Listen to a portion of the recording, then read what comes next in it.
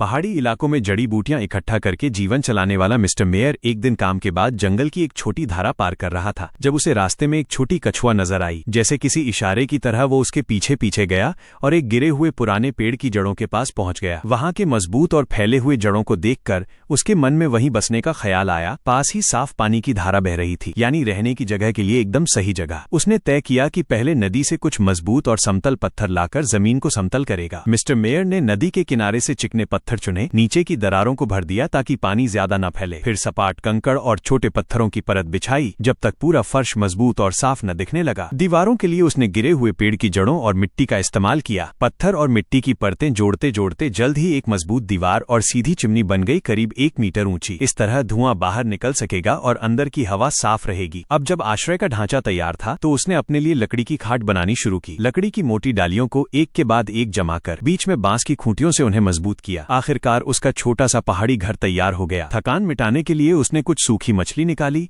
Fireplace जलाया और धीरे धीरे अंदर गर्मी भरने लगी। बाहर अंधेरा उतर चुका था, हवा में जंगल की ताजगी थी। खाना खाकर वो लकड़ी के तख्ते पर आराम से लेट गया। अगली सुबह पानी की आवाज से उसकी नींद खुली। उसने कुछ बांस काटे, उन्हें पतले टुकड़ों में बांटा और झुकाकर मेहरा बनुमा ढांचा बनाया। फिर आसपास से मिली पेड़ की छाल और बेलों से दीवारें बुनी। ये न सिर्फ हवा से बचाव करती थीं, बल्कि शेल्टर को प्राकृतिक और सुंदर बनाती थीं। थोड़ी मेहनत के बाद उसका छोटा नदी किनारे मिट्टी का घर तैयार था। दरवाजा भले ही साधारण था, लेकिन मजबूत और भरोसेमंद। नए घर का जश्न मनाने के लिए उसने दोपहर को ताजी सब्जियां और नदी से पकड़ी छोटी मछलियां मिलाकर एक शानदार फिश स्ट्यू बनाया। आग पर पकते हुए खाने की खुशबू पूरे इलाके में फैल गई। दिन भर की मेहनत के बाद जंगल में सिर्फ झींगुरों की आवाज रह गई थी। मिस्टर मेयर ने लकड़ी डाली, आग धीमी की और मिट्टी के फायरप्लेस की गर्माहट में शांति से सो गया, प्रकृति की गोद में पूरी तरह सुकून से।